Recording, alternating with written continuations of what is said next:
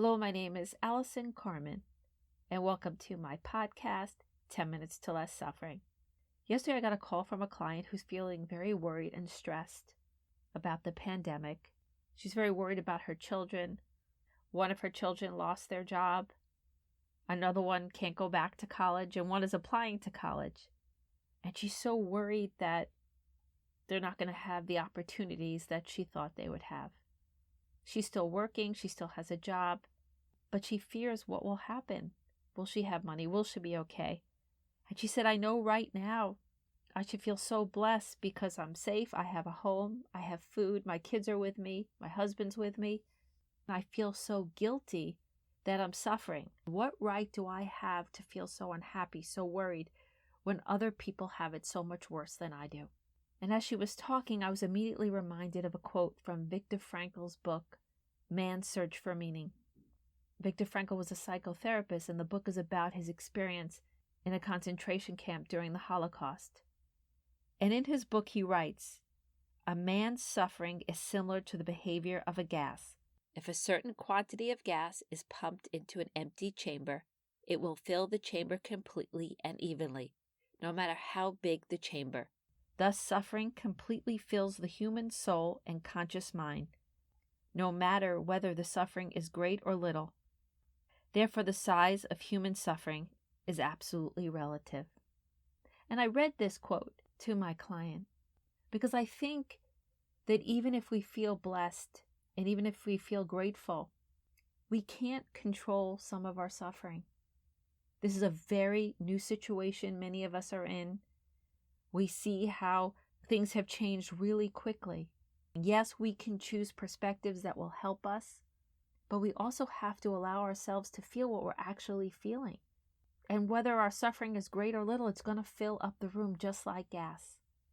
And we have to be so kind and gentle with ourselves to recognize when the fear comes up, when the suffering comes up, because it's okay. It's okay to want our children to have beautiful lives and to look at what's happening right now.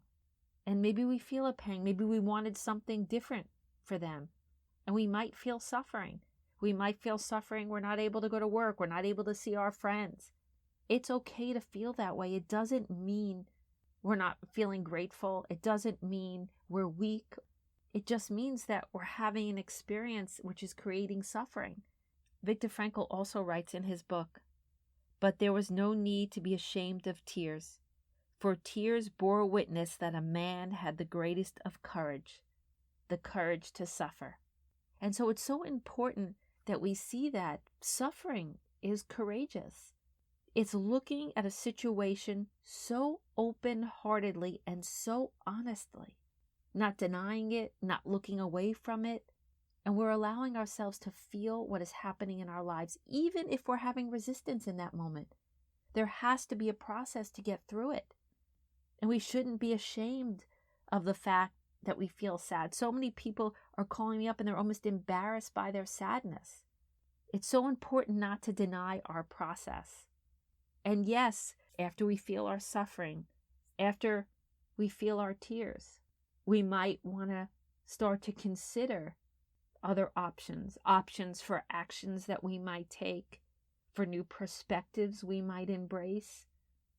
It's like opening a window when we're ready to let some of the gas out. Some of the strongest people I know cry every day. It's almost like we equate feeling with weakness, emotions with weakness, tears with weakness. But if we show up every day and we do our best, that's strong, that's resilient. Sometimes it reminds me how people see my own mother. She could be emotional, she could fly off the handle, and people might think, oh, your mom can't handle things. But my mom handled everything. She's had 2 children with very serious illnesses. She's dealt with her own bout of cancer, and she never complained. But she would share her pain, she would share her suffering. And so I think some people would look at it and say, well, stoic people are strong.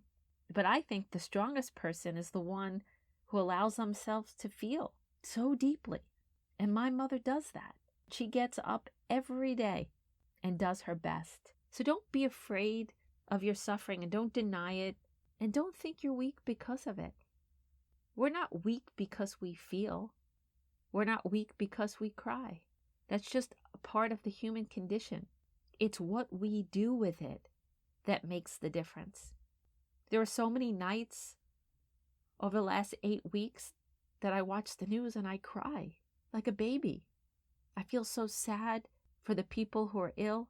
Sometimes I'll have sadness for my children, and sometimes I'll have sadness for myself, and I allow it.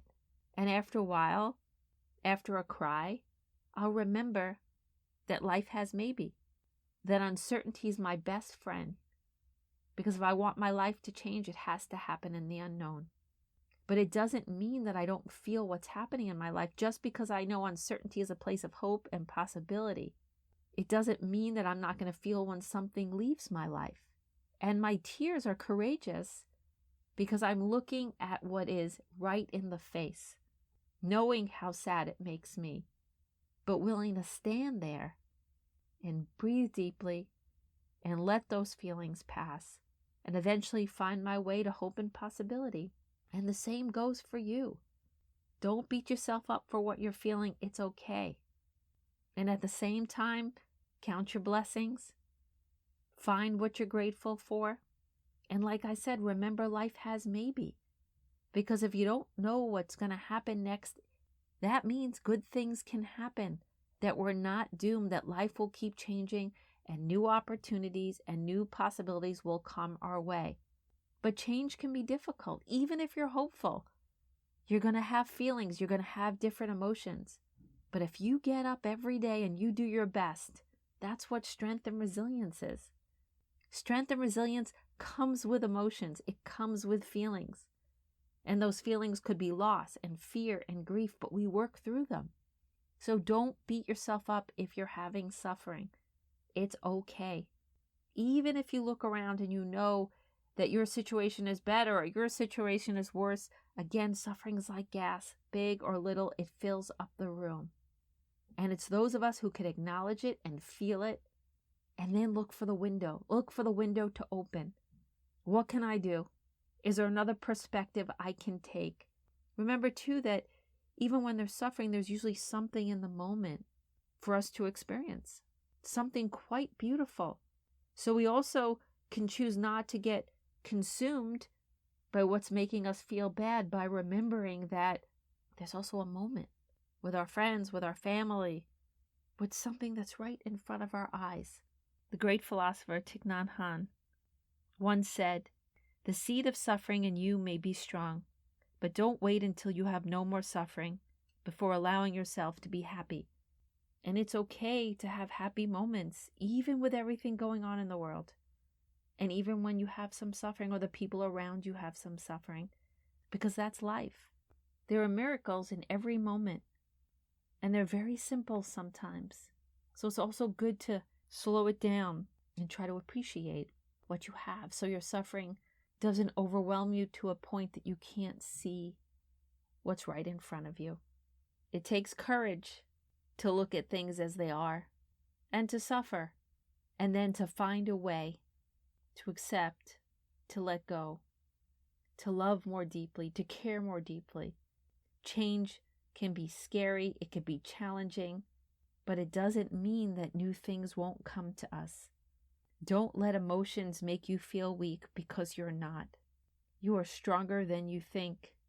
So keep breathing deeply, hang on to the hope, and if we stay open-minded and open-hearted, we will find our way.